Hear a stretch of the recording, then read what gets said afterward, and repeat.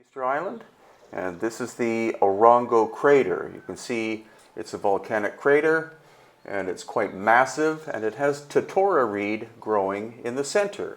Totora reed is also found on the coast of Peru and also in Lake Titicaca.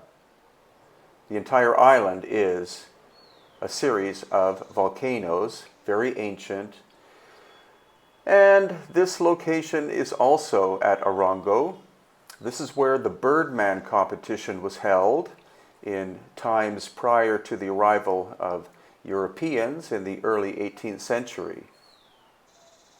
And these little islands offshore are where the native people, it was a man's tradition to swim to the far island there and collect an egg. And if he was successful in making it back without being eaten by sharks, then he became the king or chief of the island for a year. So these are the quite simple stone, basalt stone houses that were where the Birdmen competition people would live. But then there are some odd artifacts, such as this piece of stone, which looks like it was shaped by some kind of sophisticated tool. And that is why Easter Island, or Rapa Nui, or Te Pito o Te Henawa, is quite a fascinating place, because we're going to be seeing examples of lost ancient high technology here. But first, I wanted to show you again the rather simple houses that were constructed of slabs of basalt. Like this one, you can see simply broken slabs were stacked on top of one another in an orderly fashion, all near the rim of this crater.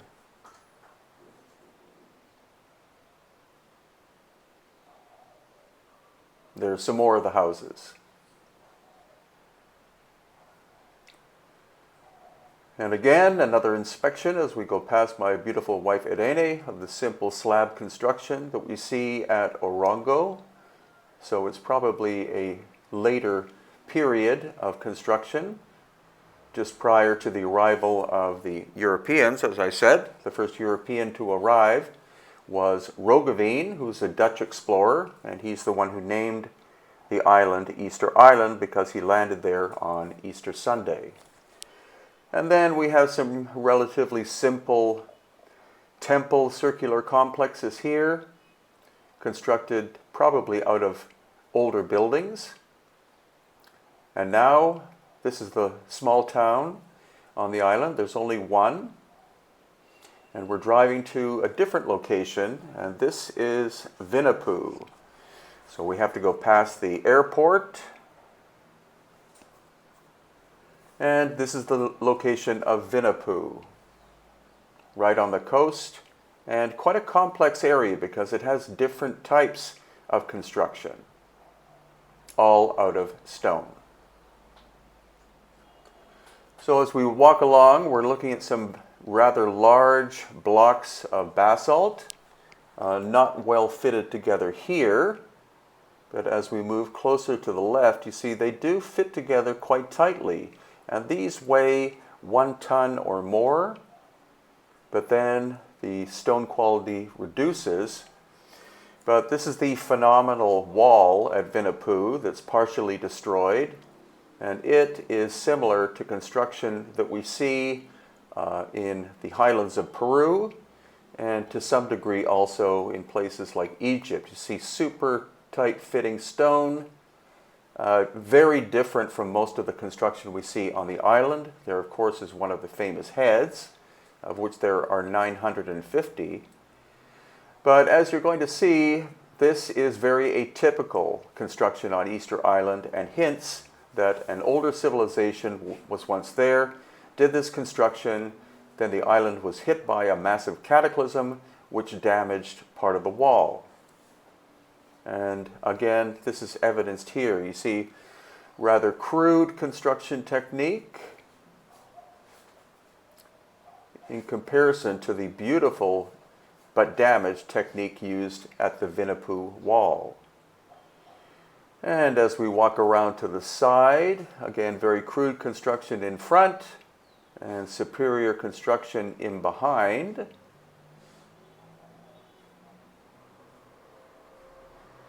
And again, there's the superior construction.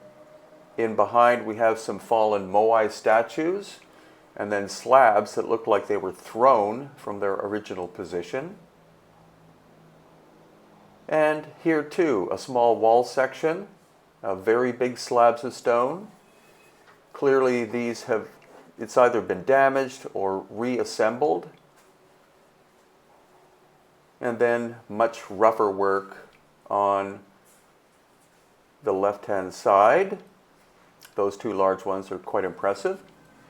And now we're walking up to one of the Pukao so-called hats, or more probably that is a top knot. That is what the royal people's hair looked like. They would tie their hair up into a top knot, and they're all red, which could indicate that these people actually had red hair, which of course is not what Polynesians look like. But what we're seeing as we go through this video and others in the series is that there appear to have been two different types of construction. The first one superior and the second inferior.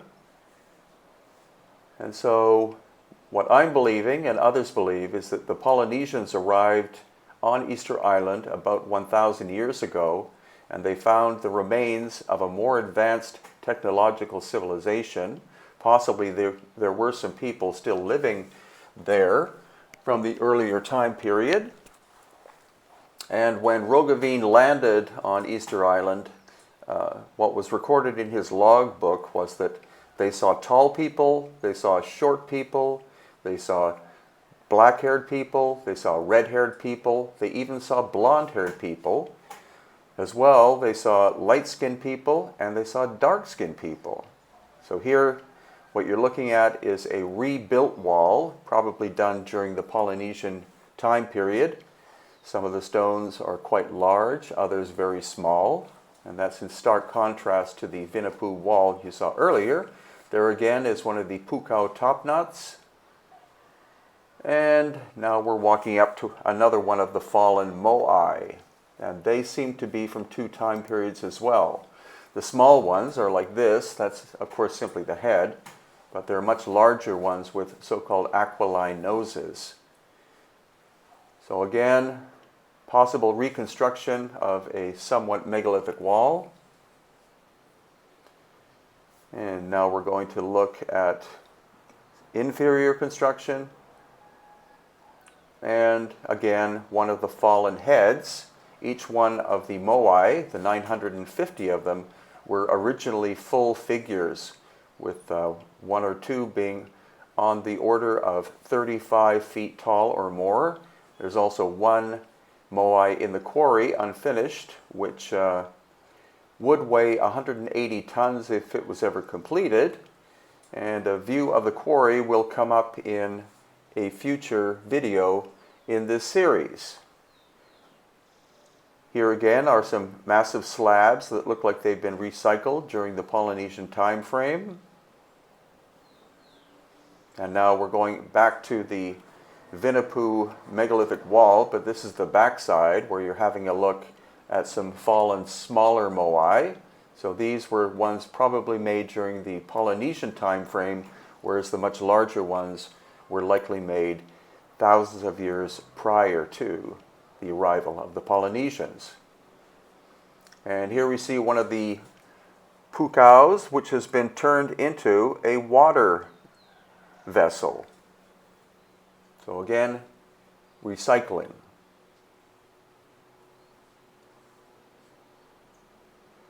And sadly, the population of Easter Island dropped after contact with Europeans from possibly 10,000 plus people down to a population of only 111.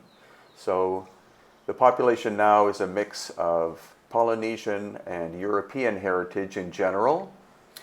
And as we drive past the airport, which you have to do to get anywhere. And so this is part 2 of exploring Easter Island, or Rapa Nui. Little tiny place, only 5 miles by 7 miles by 10 miles, and more than 2,000 miles away from Chile, or the west coast of South America. So the infrastructure is relatively modern, taking into account how far away it is from anything. And we're on one of the paved roads, one of the few paved roads on the island, heading towards the Rano Raraku Quarry.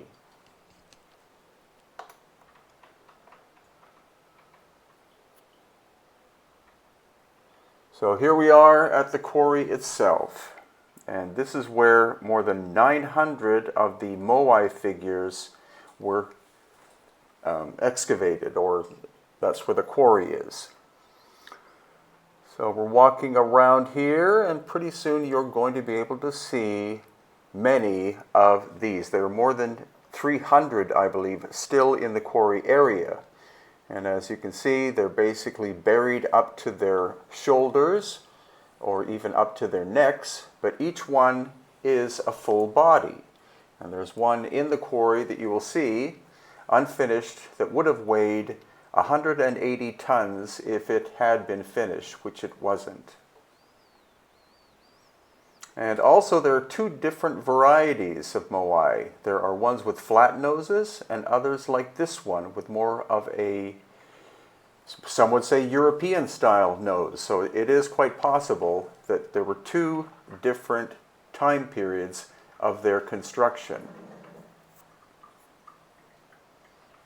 So again, this is the classic view of what most people associate with Easter Island. Again, buried up to their necks unless the heads are broken off, and 950 of them on the island.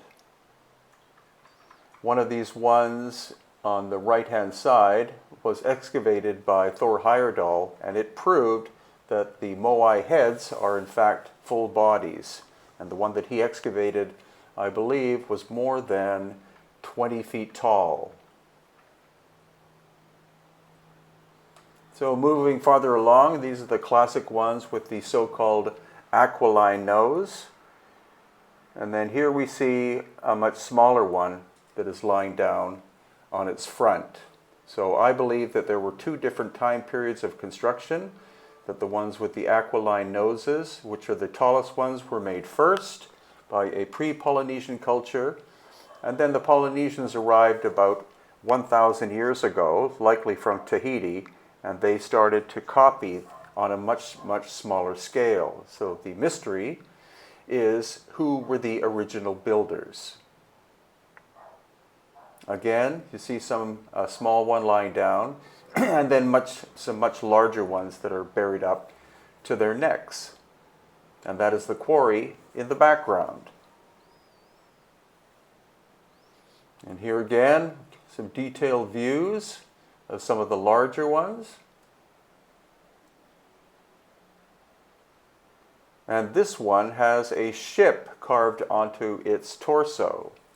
Now, it is quite possible that originally it was carved as a canoe, and then later on the sails were added once European contact was made, sometime in the 1720s.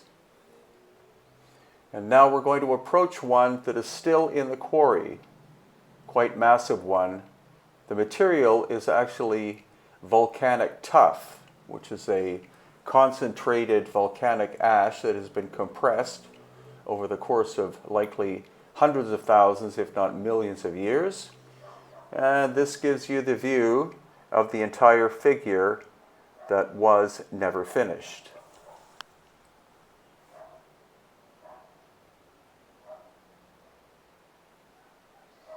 Moving farther and farther along, this is on the outskirts of the actual crater itself. The whole thing is the quarry. And now we're approaching a little moai that I believe is the only one ever found in a kneeling position. And in the far distance you'll see Tongoriki, which is a site we're going to get to very soon. So this gives you the landscape from the quarry edge itself, and you see the multiple moai that were never moved to any other place on the island. Almost all of the moai that were moved and placed in position face inland. They do not face the ocean, but there are 7 that will be in another video, which in fact face the ocean, and they are called the Seven Navigators. So this is a view of the quarry, and there in the center is the one that would have weighed about 180 tons, but was never completed.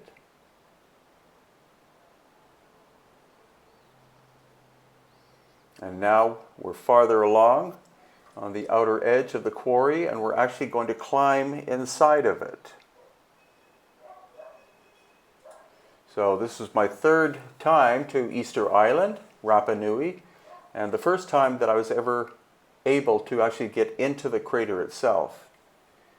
Here again you see volcanic stone material, and then volcanic ash or mud, and then there is a small lake in the middle of the quarry area. It's an ancient volcanic crater, of course. And moving along, you'll see that there are totora reeds growing in this little lake. There are actually also totora reeds growing in a much larger lake on the island. And totora reeds are native to this island, as well as the coast of Peru and Lake Titicaca in Peru and Bolivia. And if you look very carefully in the background, you'll see more of the moai, once again buried up to the shoulders or up to the necks. And you're not allowed to get too close to them because there are still excavations going on. But this is the fence from which you can see that there are quite a few of them there still inside the crater.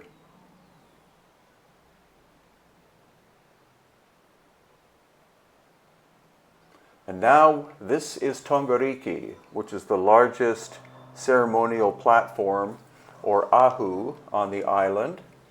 And there are 15 of the moai that have been put back up because the whole Ahu altar was hit by a tsunami in the 1960s, I believe. And then these are the so-called hats that belonged on top of the moai. In fact, it's indicative of red hair with a top knot, which is the traditional way that many Polynesians wear their hair. So that's a mystery. Could it possibly mean that the first people who lived on Easter Island or Rapa Nui were actually red-headed people? And so here you see the different shapes and sizes, and there is one of them with its top knot, or Pukao, put back into position.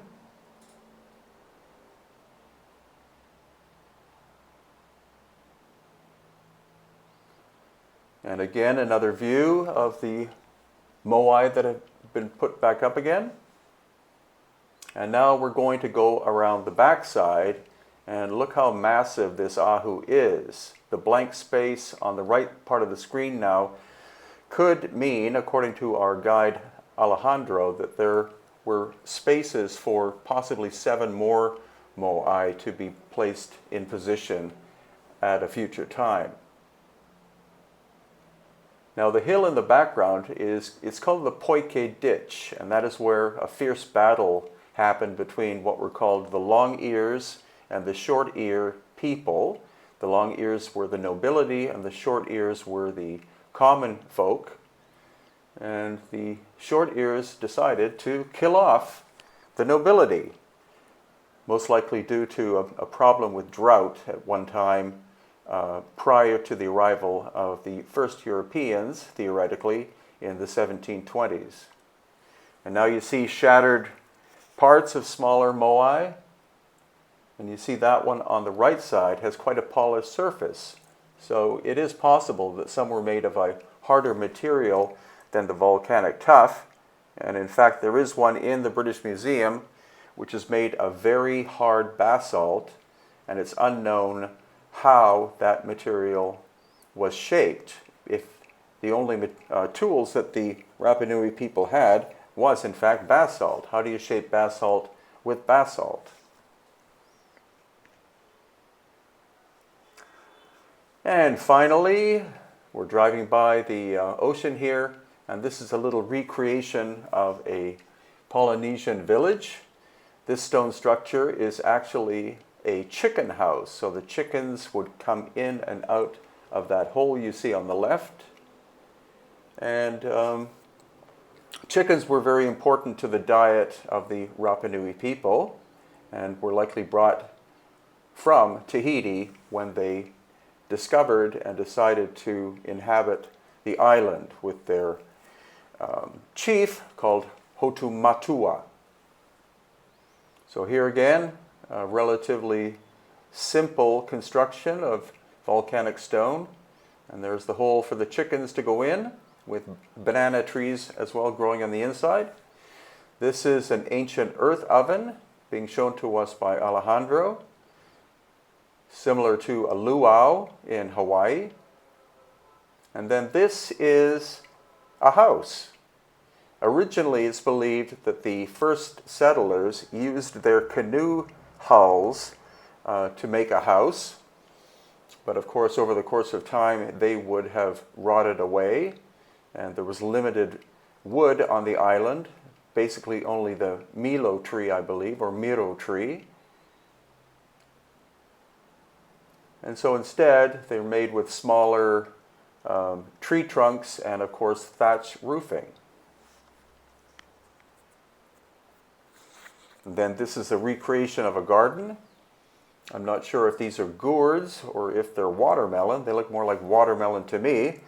I don't believe that watermelon is indigenous to Polynesia, but it's just a way to recreate what a gourd garden would look like.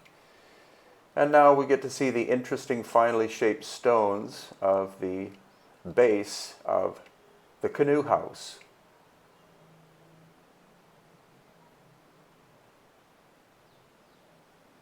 And so, once again, this is part 2 of a 5 or 6 part series that I'm doing about my recent trip to Easter Island in October of 2018. And I look forward to sharing more of the interesting aspects and mysteries of Rapa Nui. And here we are on one of the dirt roads on Easter Island. I think only the main highway is actually paved, but it's maintained in pretty good condition.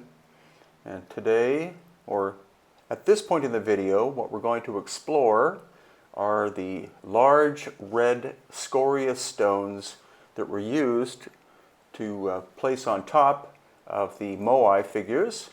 So this is the quarry of Pukao.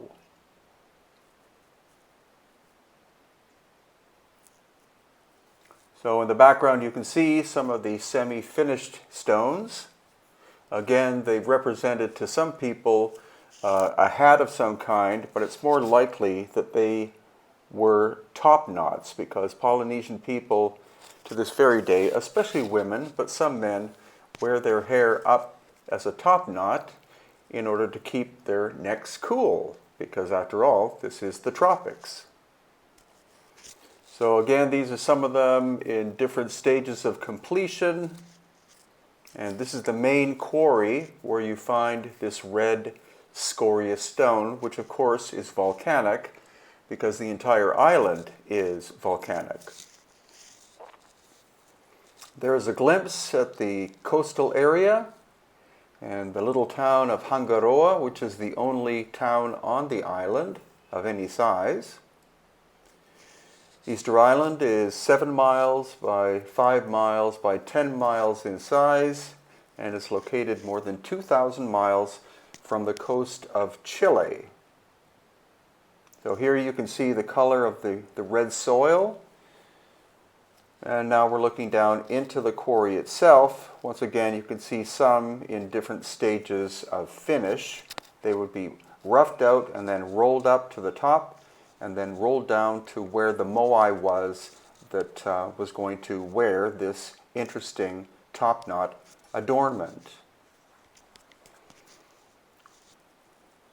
Rapa Nui, or Easter Island, is a phenomenal place to visit, and it's not that expensive to fly from Santiago de Chile, and well worth a trip lasting, I would guess or estimate, 5 to 6 days. You can see basically everything. And so we're driving to another location now, and this is Ahu Akivi. And this is where we have 7 of the full moai figures. These are the only 7 out of something like 950 that face the ocean. All the other ones face inland, and in fact, the heads are cocked slightly backwards so that they're facing the sky, which is quite curious, and of course that's a great subject for ancient alien or ancient astronaut enthusiasts. Our local guide Alejandro said that they were looking up to their home star system, which is intriguing if you believe that the ancestors of people came from another planet. So once again, these are the 7 navigators. Supposedly they were sent by Hotumatua, who was the original chief of Easter Island. And it's quite probable that the Polynesian people originally came from Tahiti approximately 1,000 years ago. But the question is, since the island is so tiny, how could you even find it in the first place? The oral tradition story says that it was a major person in the Tahitian nobility who had a dream about this little island, and through that dream he was able to assist in navigating from Tahiti to Easter Island. Now notice the quality of the stonework at the very bottom. Much of the content of these videos, except this one, discusses the concept that there were 2 different civilizations that lived on Easter Island. The Polynesians, who arrived approximately 1,000 years ago, as I said, and then a more technologically sophisticated civilization that came before that. The question is, from where? Some theories are that they in fact came from ancient India, from the Indus Valley civilization, but again, how they would ever have found this little tiny island is one of its greatest mysteries, and not very often discussed by academics, because that's a very inconvenient question to ask, as are questions about who built the giant megalithic sites in Peru, Bolivia, Egypt, etc. They tend to dodge these questions rather than face them. So now, in the main part of the video, we're going to be exploring lava tube systems, of which there are extensive ones, some larger than others. This could be the largest of all of them. You can see that banana plants have been placed in sunlight, surrounded by stone, so that means that they would grow very well in this area. Very clever job by the ancient Rapa Nui people. And now we're going to explore into this lava tube system. I believe we walked more than 1.5 kilometers, or about 1 mile, underground. Now the story goes from our guide Alejandro that the reason why these lava tubes were inhabited was that at one time, or possibly at many times in the history of the island, there was famine as the result of extensive climate change. This could have been the result of major fluctuations in the El Nino system just off the coast, western coast of South America. And so these would be places of refuge during wartime when people were fighting over very scarce resources.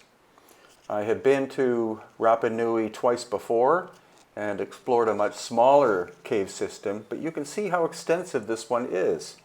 This again is our group who went there with Hidden Inca Tours in October of 2018. And here again, an open area where taro is growing and sugarcane, I believe, as well.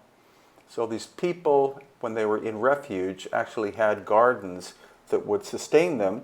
And there's a lot of underground water on Easter Island or Rapa Nui because it's in the tropics. It tends to rain a fair bit, especially in June, July, and August. Fortunately, we were there in October, so we had some overcast days, but it wasn't really all that bad. So here's a wall that was built by the ancient people. And now we're going to go even deeper into this system. Again, a natural lava tube created during the formation of this part of the island. Rapa Nui has quite an extensive history with different times of volcanic activity I believe there are 3 major craters on the island that make up the whole system. And so we're going deeper and deeper into the darkness. And there again, you can see an open area where plants were growing. But this is the darker part that leads to an opening at the very end. Here again is another opening where a small garden is, and there's Alejandro on the left-hand side. He is by far, in my estimation, the best guide on Rapa Nui. So if you want to know how to contact him, you can contact me through my website, hiddenincatours.com.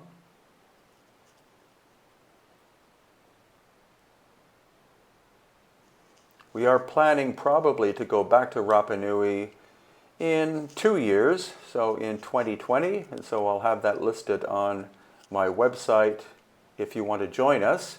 There right in front of us is Gustavo, who's our Bolivian tour coordinator. And this is the darkest part of the tunnel that we are exploring now.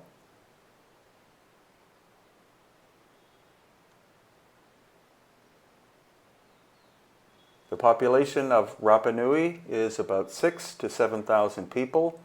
Half of them are native people from the island, and the other half are Chileans. And about 75% of the island is the national park. So this, of course, is part of the national park, as are all of the other ancient locations, temples. More than 300 of the Moai stone figures, which are full bodies, not just heads, are located in the quarry area, and that will be in another video. Again, this will be between, it'll be either 5 or 6 part series, and then I'm going to upload the whole thing, which will be about a 1-hour documentary, onto Amazon Prime Video, where you can either rent it or purchase it if you want to. So here we are at the very end and climbing our way back out through the thickets and different tropical plants. This is me finally climbing out from underground and being greeted by our tour group.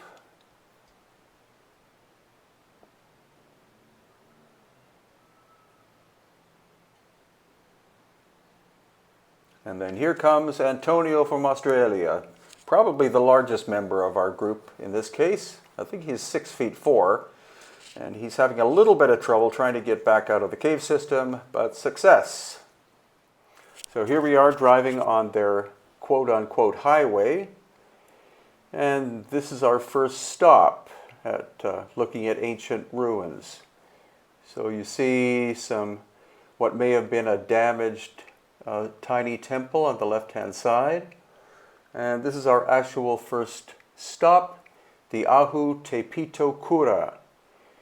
And what's interesting about here is that there is a stone which seems incredibly even in shape, and it's highly magnetic,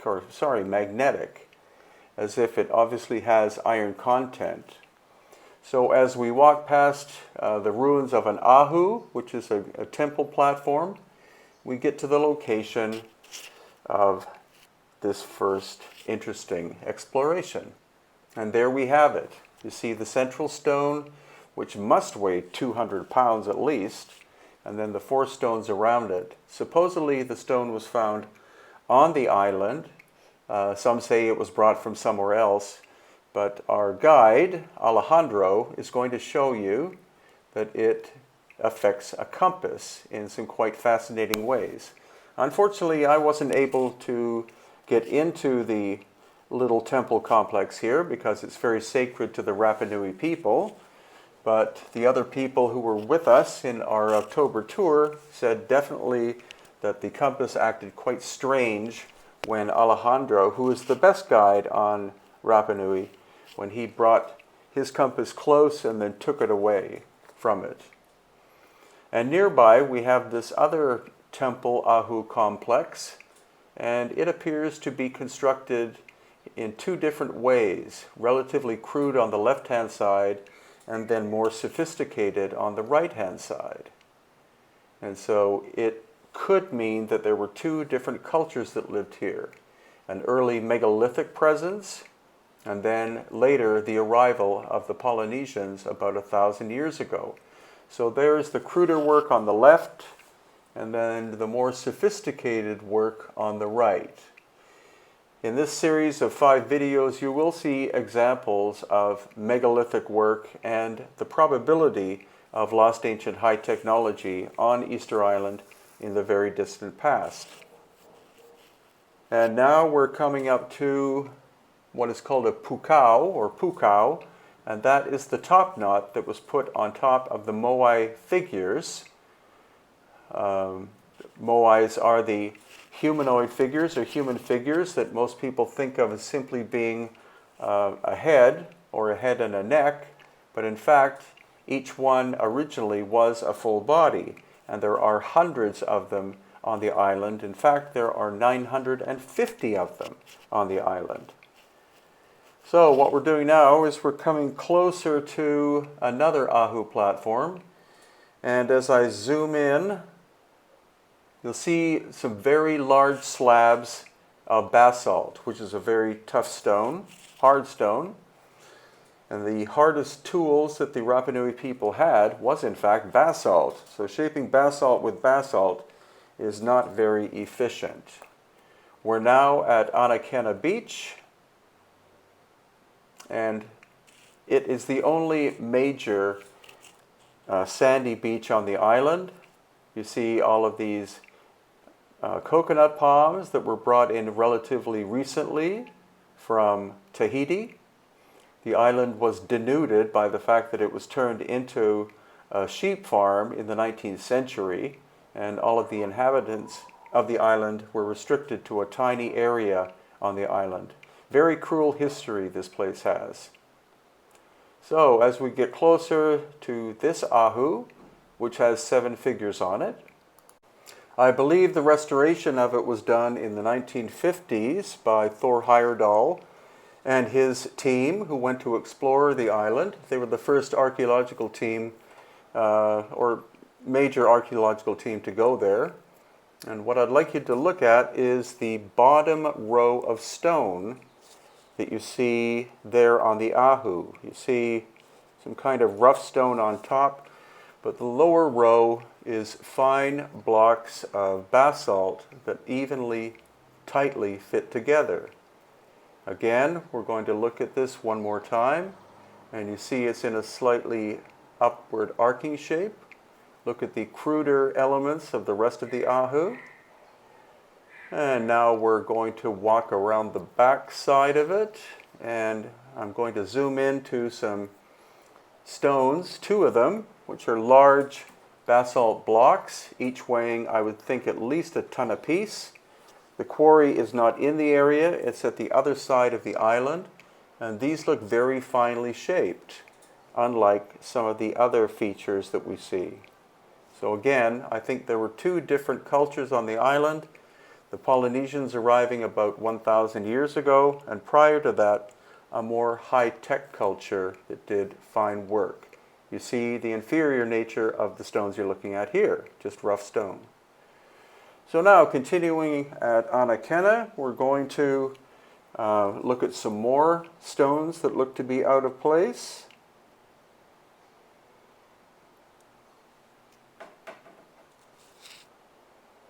So you can see once again 2 relatively large pieces of basalt stone. This one relatively nicely shaped.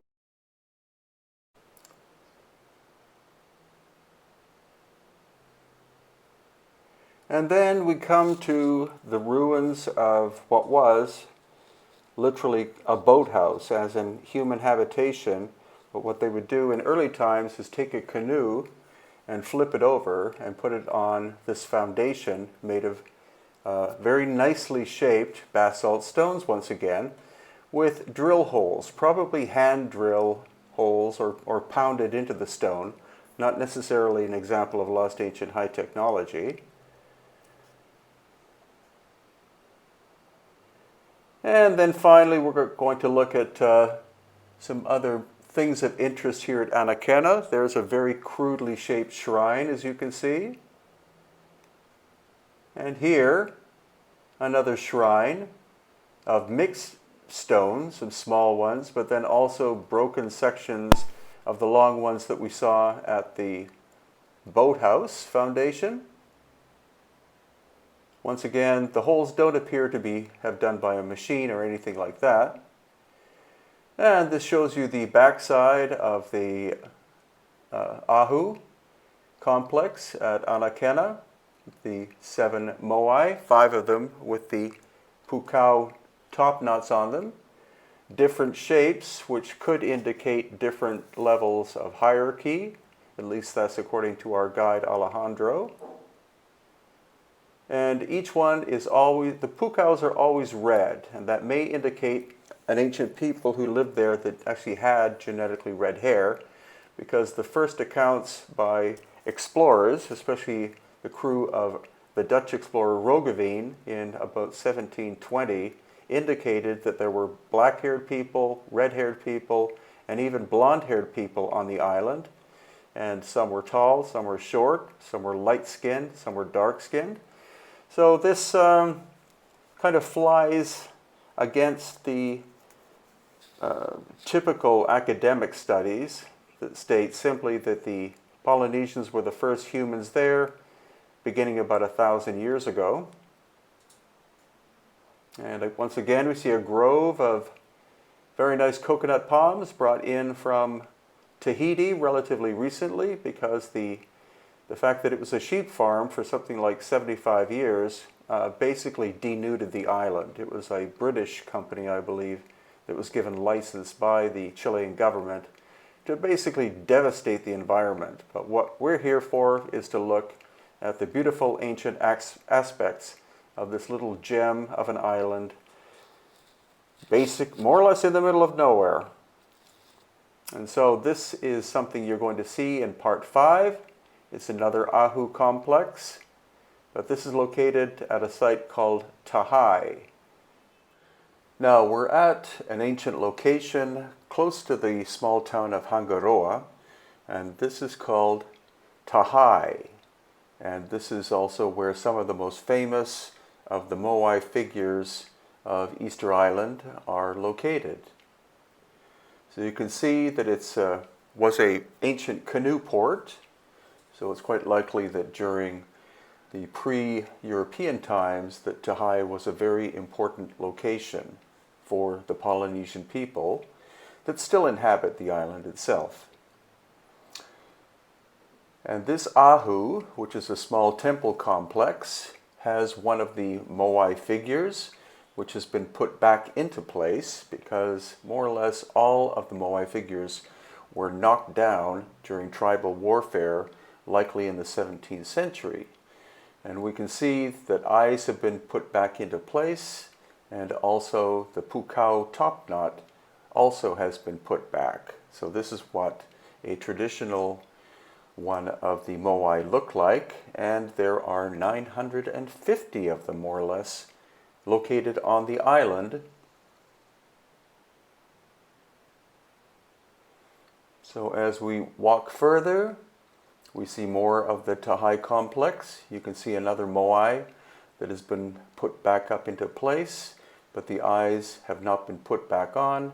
Neither has the Pukao top knot. And once again, the Pukao top knot likely was the color of the people's hair, which in every case the Pukao is red. So whether that was dyeing of the hair using volcanic clay, or whether the people actually had genetically red hair, is something up in question. It seems that there were two different civilizations living on Easter Island. First, mysterious people who seem to have the capacity to do lost ancient high technology cutting of stone on some level, and then later the Polynesian people about 1,000 years ago. Whether or not there was an overlap of these people is still in question.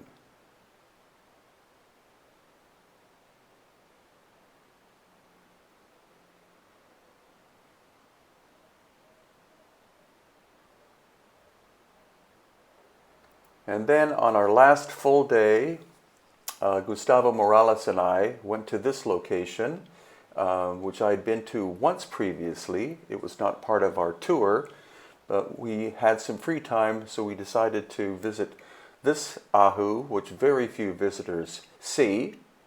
And here again we can see a moai figure put back on top. Look at the quality of the stonework right below the moai and here in the middle of the video frame. Very precise cutting, very tightly fitting together. We see that at 4 or 5 other locations, so that's why I believe that there were 2 different civilizations that lived on the island. The Polynesian people who came from Tahiti about 1,000 years ago, and then an earlier mysterious culture that had the capability of cutting stone with quite precision. Again, look at the tightness of the fit of the stonework.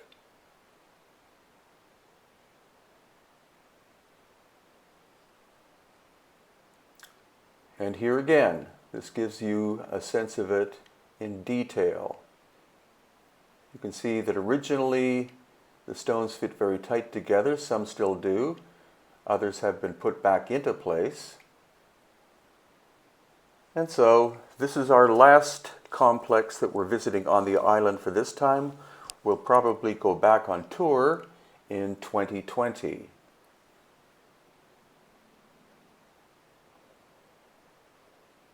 And as a final little teaser, we're exploring to the left side of the Ahu, and we're going to look at a damaged Ahu here. Ahu is the word for temple. There you see a moai on the left, quite a small one, that has fallen down and broken. But then again, look at these relatively precisely cut pieces of stone. They don't really fit in with the standard Polynesian technique of simply stacking volcanic stone one on top of another. And so that's why this island has many more mysteries than most people realize. There you see quite a simple wall in the background. And again, as this final little bit goes on, we're exploring these giant, relatively giant slabs of stone that are presently out of place, but seem to have been originally quite precisely cut.